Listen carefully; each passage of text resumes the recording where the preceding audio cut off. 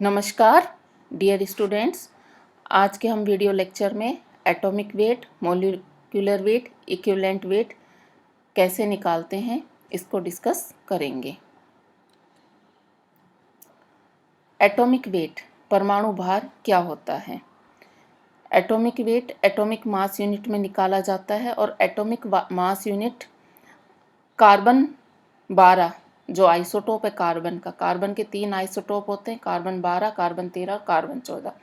तो कार्बन 12 के सापेक्ष में हम निकालते हैं। तो 1 atomic mass unit is a mass unit equal to exactly 1/12 the mass of 1 atom of carbon 12। ठीक है। The relative atomic mass of all elements have been found with respect to an atom of carbon 12। तो मतलब सभी जो elements हैं उनका हम atomic mass है वो कार्बन के 12 के रेस्पेक्ट में निकाला जाता है।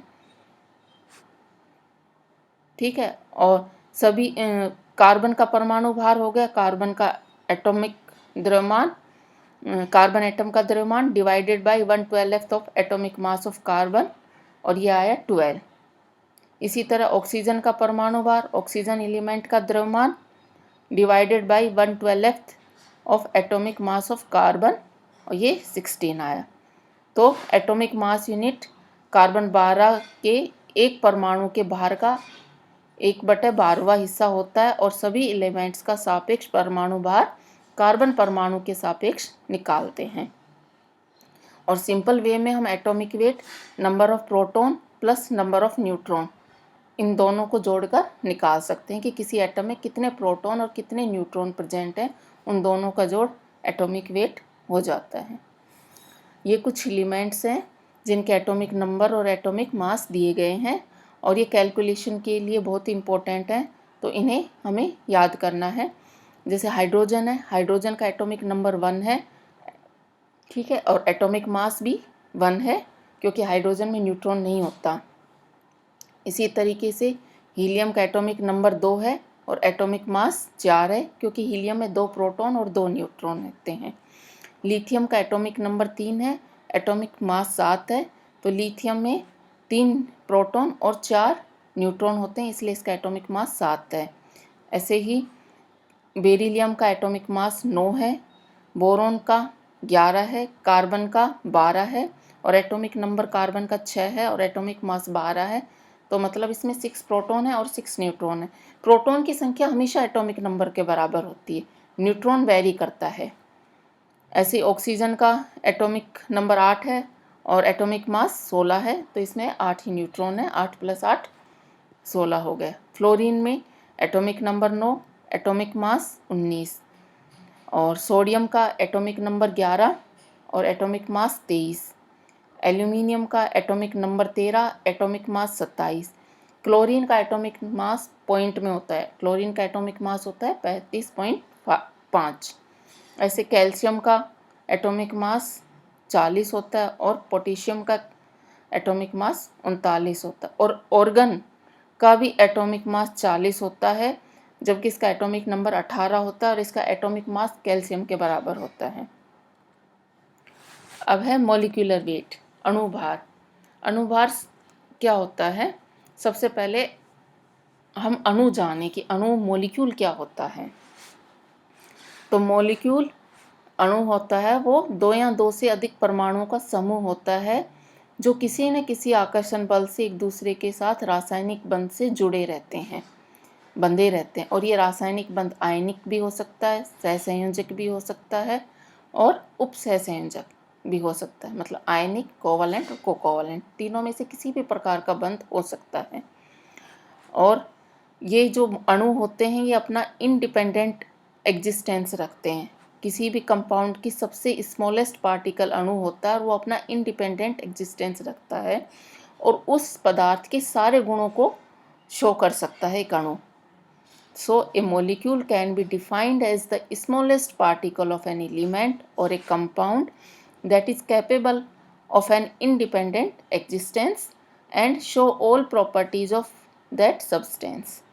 ठीक है। और अणु को बनाने के लिए या तो सभी एटम एक ही एलिमेंट के हो सकते हैं, सेम एलिमेंट के, या डिफरेंट एलिमेंट के एटम अणु को बना सकते हैं। जैसे ऑक्सीजन का अणु है, उसमें दोनों एटम ऑक्सीजन के O2, नाइट्रोजन के मॉलिक्यूल में N2 है तो दोनों नाइट्रोजन के हैं। सल्फर का जो इंडिपेंडेंट स्वतंत्र अस्तित्व वाला मॉलिक्यूल है सल्फर, वो S8 होता है, उसमें 8 परमाणु सल्फर के मिलके अणु बनाते हैं। और ऐसे फास्फोरस के 4 परमाणु मिलके फास्फोरस का अणु बनाते हैं। और डिफरेंट एलिमेंट वाले सल्फर डाइऑक्साइड है, इसमें सल्फर और ऑक्सीजन 2 तरह के एलिमेंट होते हैं। H2SO4 सल्फ्यूरिक एसिड है, इसमें 3 तरह के एलिमेंट हो गए, हाइड्रोजन, सल्फर और ऑक्सीजन। वाटर है, उसमें हाइड्रोजन ऑक्सीजन 2 तरह के एलिमेंट हैं। ऐसे अमोनिया में 2 तरह के एलिमेंट है, नाइट्रोजन और हाइड्रोजन। और हाइड्रोक्लोरिक एसिड HCl में भी 2 तरह के एलिमेंट है, हाइड्रोजन और क्लोरीन। तो इस तरीके से अणु को बनाने के लिए सेम तरह के एलिमेंट भी हो सकते हैं और डिफरेंट तरह के एलिमेंट भी हो सकते हैं।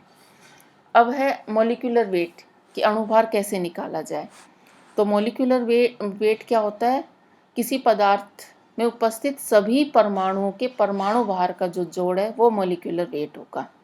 तो हम जितने भी एटम उसके अंदर प्रेजेंट हैं उस अणु के अंदर, उन सब का वेट आपस में जोड़ के मॉलिक्यूलर वेट निकाल सकते हैं। फॉर एग्जांपल H2O का अणु भार निकालना है तो H2O में 2 हाइड्रोजन के अणु हैं और 1 ऑक्सीजन का, तो ये 2 हाइड्रोजन का 2 और ऑक्सीजन का 16, टोटल 18 यूनिट हो गए। ऐसे ही HNO3 का अणु भार है, HNO3 में 1 हाइड्रोजन का है और 1 नाइट्रोजन है और 3 ऑक्सीजन है। तो HNO3 नाइट्रिक एसिड होता है, तो इसके अणु में 3 तरह के परमाणु हैं। हाइड्रोजन का 1 हो गया, नाइट्रोजन का परमाणु भार 14 होता है और ऑक्सीजन का परमाणु भार 16 होता है। तो 1, 14 और 3 ऑक्सीजन के हैं तो 48। तो HNO3 का अणु भार आए 63 यूनिट और ग्राम में हम 63 ग्राम लिख सकते हैं। अब एग्ज़ाम में ये क्वेश्चंस पूछे जाते हैं कि दिए गए अणुओं का अणु भार निकालिए, मॉलिक्यूलर वेट निकाल लिए। तो हम कुछ अणुओं का निकाल लेते हैं। क्वेश्चन हमारा ये है, निम्न के अणु भार निकालिए। इसमें हमारे पास इथेनॉल है C2H5OH, सल्फर डाइऑक्साइड है SO2, एल्यूमिनियम हाइड्रोक्साइड है H2SO4 है, सल्फ्यूरिक एसिड है HCl और कैल्शियम कार्बोनेट। सबसे पहले C2H5OH का अणु भार। C2H5 में 2 कार्बन के एटम हैं तो दोनों का अनुभार हो गया 24। ठीक है, क्यों कार्बन का 1 का 12 होता है तो 2 का 24। 6 हाइड्रोजन हो गए, 5 ये और 1 OH का हाइड्रोजन, 6 हाइड्रोजन 6 और ऑक्सीजन के 16, ऑक्सीजन का 16, तो इनका टोटल जोड़ 46 हुआ। तो इथेनॉल का अणुभार 46 यूनिट हो गया। ऐसे ही सल्फर डाइऑक्साइड का अणुभार। सल्फर डाइऑक्साइड में 2 तरह के एटम है, सल्फर और ऑक्सीजन। सल्फर का अणुभार 32 होता है और ऑक्सीजन का 16 होता है। ऑक्सीजन के 2 अणु हैं तो 2 का 32 और सल्फर का 1 परमाणु है तो 32, 32, 32, 64। तो सल्फर डाइऑक्साइड का अणुभार मॉलिक्यूलर वेट 64 यूनिट या 64 ग्राम। ऐसे ही एल्यूमिनियम हाइड्रोक्साइड का अणुभार। एल्यूमिनियम हाइड्रोक्साइड में 1 एल्यूमिनियम का परमाणु है, OH 3 OH मॉलिक्यूल है तो इसमें 3 ऑक्सीजन और 3 हाइड्रोजन हो गए।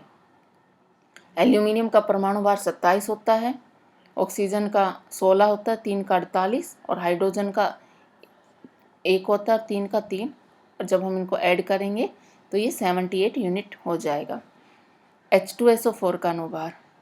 H2SO4 में भी 3 तरह के परमाणु हैं, हाइड्रोजन, सल्फर और ऑक्सीजन। इसमें 2 हाइड्रोजन हैं, उसका 2, सल्फर का 1 है और सल्फर का परमाणु भार 32 होता है तो ये 32 और ऑक्सीजन के 4 हैं, 64, एडिशन हुआ 98। तो सल्फ्यूरिक एसिड का जो मॉलिक्यूलर वेट है वो 98 यूनिट या 98 ग्राम। अब है कैल्शियम कार्बोनेट का परमाणु भार। कैल्शियम कार्बोनेट में 1 कैल्शियम का एटम है, 1 कार्बन का एटम है और 3 ऑक्सीजन के। कैल्शियम के 1 एटम का परमाणु भार 40, कार्बन का परमाणु भार 12 और ऑक्सीजन का परमाणु भार 16 होता है। तो ऑक्सीजन के 3 का 48, 12 और 40, 100 यूनिट। ऐसे ही HCl का HCl का परमाणु भार में HCl का अणुभार हम निकालेंगे तो इसमें हाइड्रोजन का 1 है, क्लोरीन का 35.5 है, तो ये हो गया 36.5 यूनिट HCl का मॉलिक्यूलर वेट। ठीक है, तो कैल्शियम कार्बोनेट का मॉलिक्यूलर वेट 100 यूनिट है और HCl का 35.5 है। अब है इक्विवेलेंट वेट कि इक्विवेलेंट वेट क्या होता है।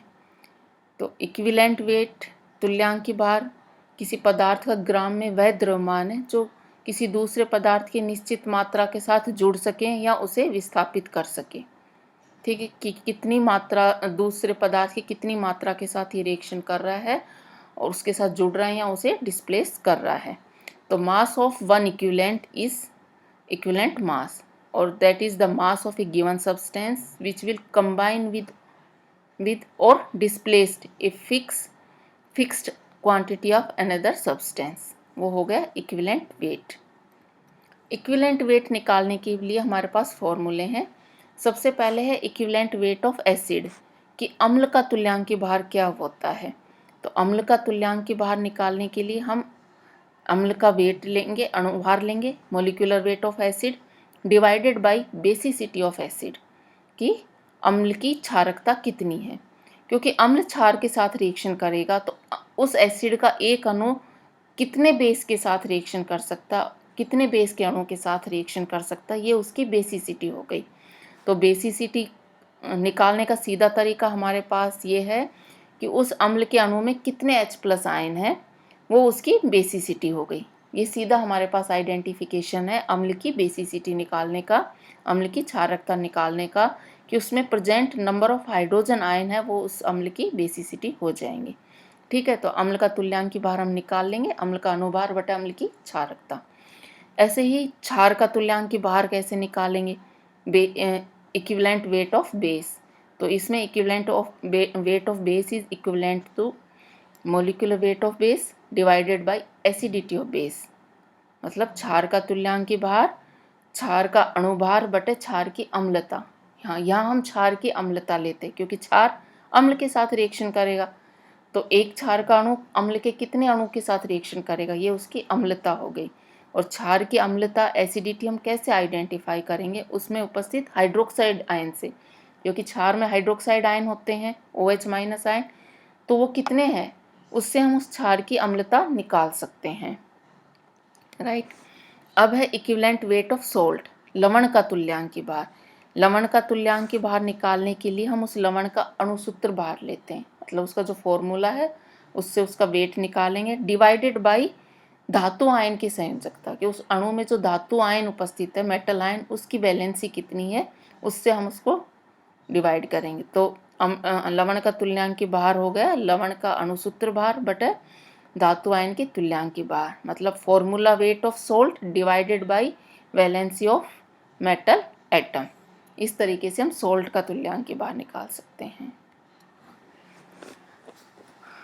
अब है क्वेश्चंस ऑन इक्विवेलेंट वेट।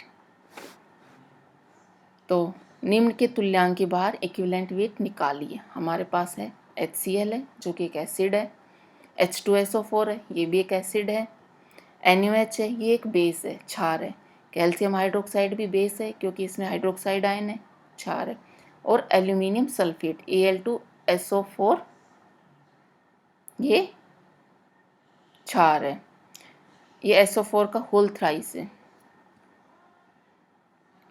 अब हम सबसे पहले HCl का देखते हैं। HCl एसिड है तो इसका इक्विवेलेंट वेट होगा HCl का molecular weight divided by basicity.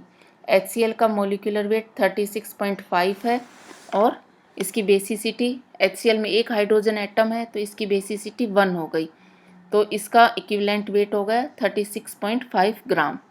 ऐसे ही H2SO4 भी एसिड है, इसका इक्विवेलेंट वेट H2SO4 का अणुभार बटे बेसिसिटी। H2SO4 का अणुभार हम निकाल चुके हैं पहले वाली स्लाइड में, पहले वाले पेज पे 98, और ये इसकी बेसिसिटी, इसमें 2 हाइड्रोजन एटम है तो ये 2 से डिवाइड होगा और ये 49 ग्राम आ जाएगा। ऐसे NaOH है वो बेस है, NaOH का इक्विवेलेंट वेट होगा NaOH का अणुभार डिवाइडेड बाय एसिडिटी, मतलब NaOH की अम्लता कितनी है, और क्षार की अम्लता हम OH से निकालते हैं। तो NaOH में एक ही OH है, इसलिए इसकी अम्लता 1 हो गई, और NaOH का जो इक्विवेलेंट वेट है वो अणुभार बटे अम्लता, अणुभार NaOH का 40 है, डिवाइडेड बाई 1, ये हो गया 40 ग्राम। अणुभार के लिए हम NaOH में सोडियम का 23, ऑक्सीजन का 16 और हाइड्रोजन का 1, ये एडिशन 40 हुआ, 40 डिवाइडेड बाई 1, तो 40 ग्राम NaOH का इक्विवेलेंट वेट हुआ। ऐसे कैल्शियम हाइड्रोक्साइड, ये भी एक बेस है। इक्विवेलेंट वेट कैल्शियम हाइड्रोक्साइड का निकालने के लिए कैल्शियम हाइड्रोक्साइड का अणुभार लेंगे और डिवाइडेड बाई एसिडिटी, मतलब अम्लता से डिवाइड कर देंगे।